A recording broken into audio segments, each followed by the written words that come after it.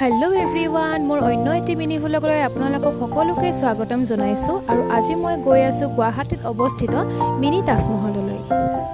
আগ্ৰাৰ তাজমহল হয়তো আপুনি দেখিছে, ঠিক একেদৰে গুৱাহাটীৰ মিনি তাজমহলৰ নামো আপুনি নিশ্চয় শুনিছে।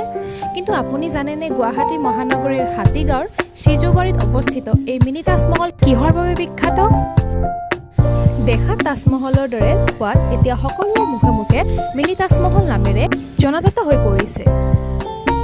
এই মিনি তাজমহলৰ ভিতৰত আছে আধ্যাত্মিক চুফী গুৰু হজৰত মুৰ্তজা আলী শ্বাহ ছাফৱী আৰু তেখেতৰ পত্নীৰ মাজাৰ।